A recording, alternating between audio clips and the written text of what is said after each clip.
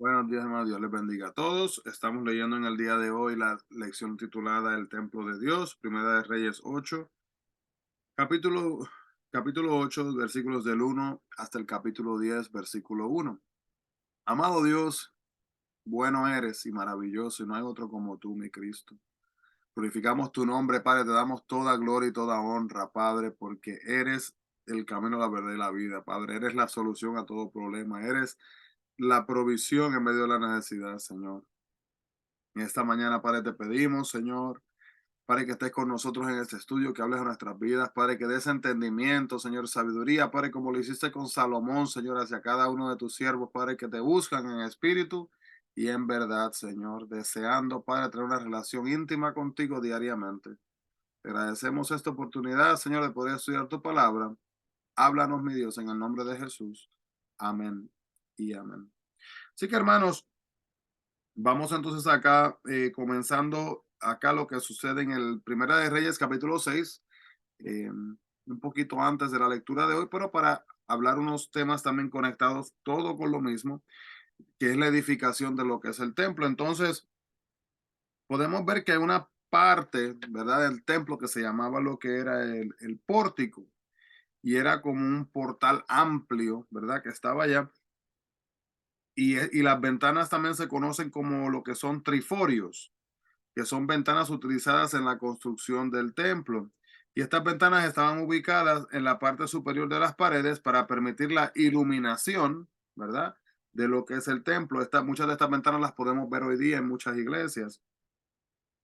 Y en honor a Dios, el templo de Jerusalén fue construido sin el sonido de martillo o de ninguna otra herramienta en el sitio de la construcción. No sé si sabía esto, pero una cosa bastante interesante. Esto significaba que las piedras debían de ser labradas, ¿verdad? Tenían que ser cortadas y dar formas en la cantera a muchos kilómetros más de distancia. El honor y el respeto del pueblo de Dios hacia Dios se extendió a cada aspecto de la construcción de esta casa de adoración. Y esto se detalla y se registra no para enseñarnos a construir un templo, sino para hacer evidente la importancia, hermanos, de mostrar cuidado, preocupación, honor y respeto a lo que es Dios y también su santuario, ¿verdad? Que no es cualquier cosa. Sí son cuatro paredes, sí, ¿verdad? Pero tenemos que entender, hermanos, que es considerada como puerta hacia el cielo, ¿verdad? Como que en un lugar donde nos podemos conectar con nuestro Padre Celestial.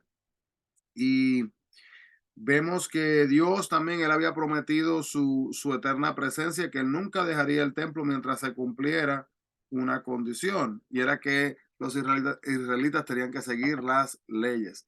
Regresamos a la misma palabrita de siempre que reforzamos, y es la palabra obediencia. Entonces, el concepto de Salomón era más como un palacio para Dios que un lugar de adoración. Y al ser una morada de Dios, era apropiado que fuese adornado y hermoso, ¿verdad? Las dimensiones interiores eran pequeñas porque la mayoría de los adoradores se reunían en la parte exterior. Entonces podemos ver que el hecho de que Salomón haya tomado más tiempo en construir su palacio que en construir el templo no es un comentario sobre sus prioridades. El proyecto de su palacio obviamente tomó mucho más tiempo, hermanos, porque era un edificio enorme cívico que incluía barracas y albergue también para lo que era su harén. Vemos acá entonces que Hiram era un experto artesano y que las personas que fueron escogidas para crear lo que es este templo fueron las mejores. El mejor diseñador, el mejor arquitecto, el mejor en todas las diferentes, los diferentes aspectos de la construcción de este lugar. También cuando se refiere aquí en el versículo 23 que se habla de cuando habla de los codos y perfectamente redondos, prácticamente esto se está refiriendo a lo que era como literalmente como un mar, era un tanque.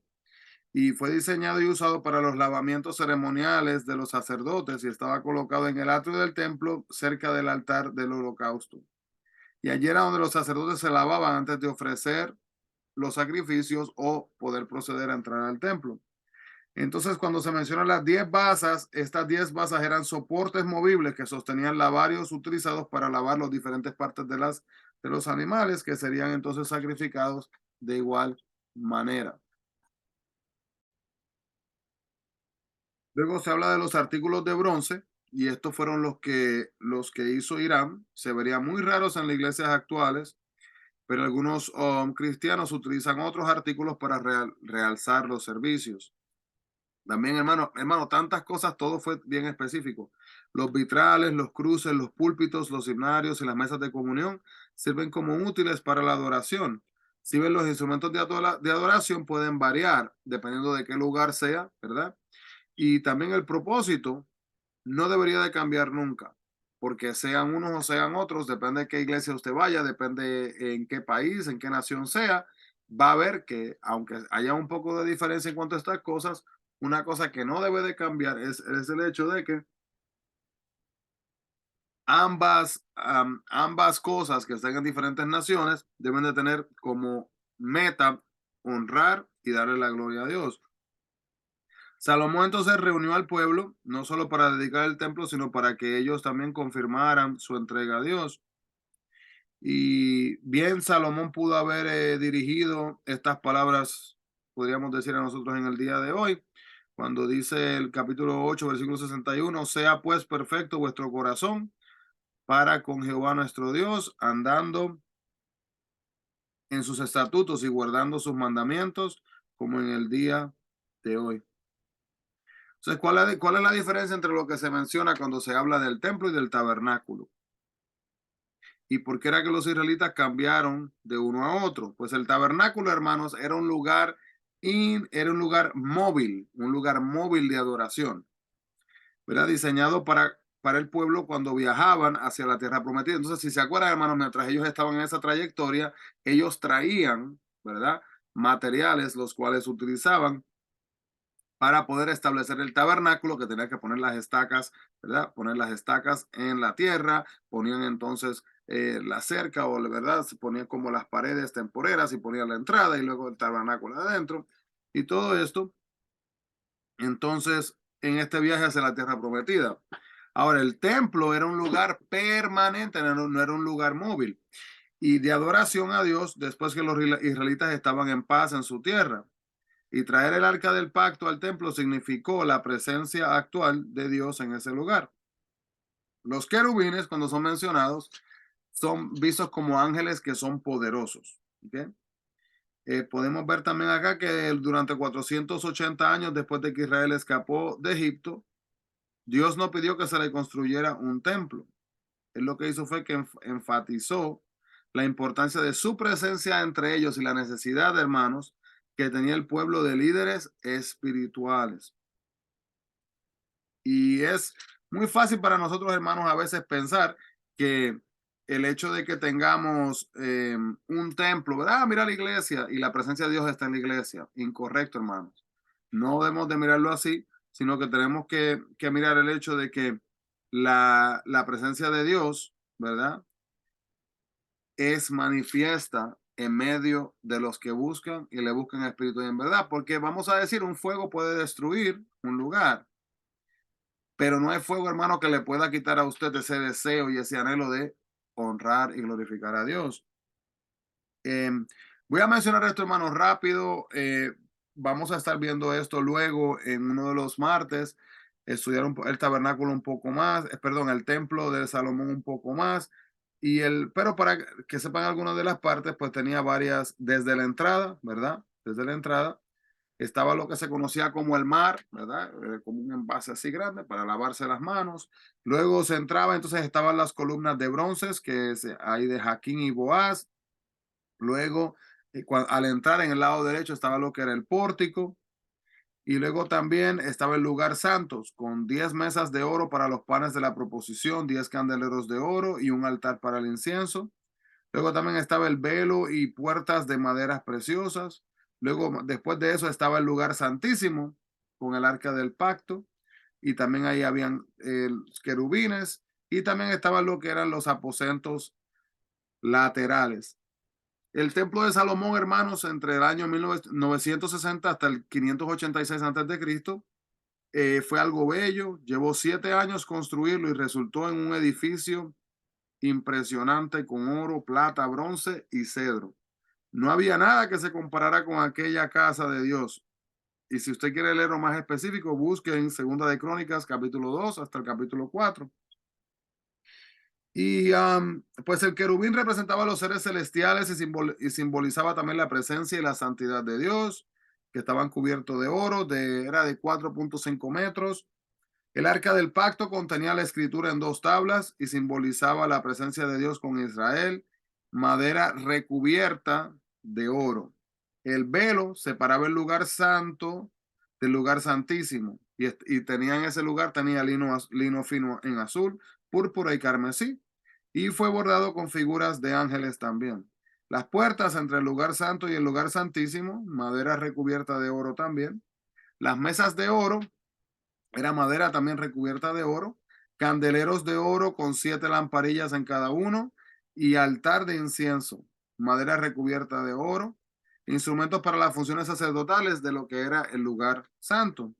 Luego estaban las columnas de bronce que se le llamaban Jaquín y Boaz. Jaquín significa él establece y Boaz, él está mi fortaleza. Y podría significar también, cuando le uníamos ambos, Jaquín y Boaz, Dios da la fortaleza. El altar se utilizaba para quemar los sacrificios y era de bronce. El mar, que dijimos, ¿verdad? Para el lavamiento. Era para que los sacerdotes se lavaran y tenía una capacidad de unos 48,000 litros de agua. Y también las fuentes de bronce, pues eran para lavar los sacrificios y tanques, envases con ruedas. Entonces Salomón eh, hace referencia a la promesa que Dios había hecho a David, que había dicho a David en 2 de Samuel 7 del 12 al 15, que uno de sus hijos construiría el templo. Y en esta oración de dedicación, Salomón declaró que ni siquiera los cielos de los cielos podrían contener a Dios. Y podemos entender, hermanos, que el Dios del universo habita en su pueblo y Él quiere una relación con nosotros. Después del reinado de Salomón, el pueblo se fue alejando de Dios, tristemente, y el resto de la era del reino es un ejemplo vivo de lo que Salomón describe en estos versículos. Y como consecuencia del pecado, hermanos del pueblo, Dios le permitió que fueran derrotados por sus enemigos en varias ocasiones. Y luego, ¿qué pasaba después de que eran derrotados? Regresaban a los caminos de Dios. Muchas veces nosotros hacemos eso. Humanamente, hermanos, nos podemos alejar de los caminos de Dios. Y cuando viene el problema, viene la dificultad, es el momento entonces que quizás buscamos de Dios. Vamos a hacerlo al revés. Vamos a buscar a Dios en todo momento, hermanos. Y no esperemos que vengan los problemas para venir a clamarle a Él. Salomón, quien parecía tener visiones proféticas respecto al futuro cautiverio de su pueblo, pidió a Dios que fuera misericordioso con ellos cuando clamaron a Él para recuperar su tierra. Hubo un momento, hermanos, que Dios eligió a Israel, sabemos, ¿verdad? Para que fuera bendición para el mundo entero. Y la bendición entonces se cumple en Jesús, ¿verdad? Descendiente de Abraham y de David, como dice Gálatas 3, del 8 al 9. Luego vemos, hermanos, que Salomón alabó a Jehová y oró por el pueblo. Y su oración prácticamente puede ser un patrón para nuestras propias oraciones. Cinco peticiones específicas. Número 1, anote si quiere por ahí para que cuando usted esté orando pueda seguir este patrón si usted desea. Oró por la presencia de Dios en el capítulo 8:57. Luego oró por el deseo de hacer la voluntad de Dios en todo, ¿verdad? Inclina nuestro corazón hacia Él, el capítulo 8, versículo 58. Número 3, oró por ayuda en las necesidades diarias, el capítulo 8, versículo 59. Luego el número 4, por la habilidad de obedecer las leyes de Dios y sus mandamientos, capítulo 8, versículo 58, y también por difundir el reino de Dios al mundo entero en el capítulo 8, versículo 60. Y estas peticiones son igualmente aplicables, hermanos, en nuestras vidas actuales y las podemos pedir, ¿verdad? Para que Dios así mismo se manifieste en nuestras vidas. Vemos también, hermanos, que Dios se le apareció a Salomón por segunda vez. La primera vez fue en Gabaón, en el capítulo 3 del 14 al 15. Y le da más información sobre la gran promesa que le había hecho a David y a sus descendientes.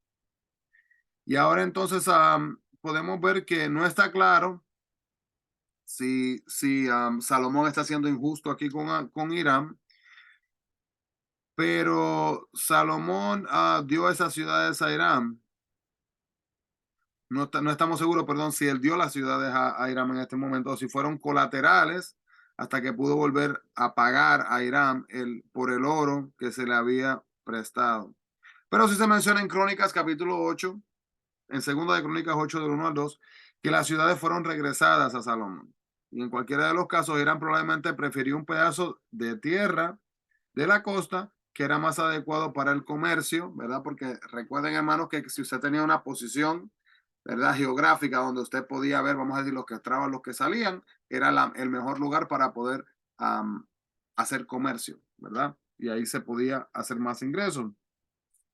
Y en este momento entonces vemos que Israel y Egipto eran las potencias mundiales en el cercano oriente. Así que durante mucho tiempo Egipto había conservado el control de Geser, aun cuando se encontraba en lo que es el territorio israelita.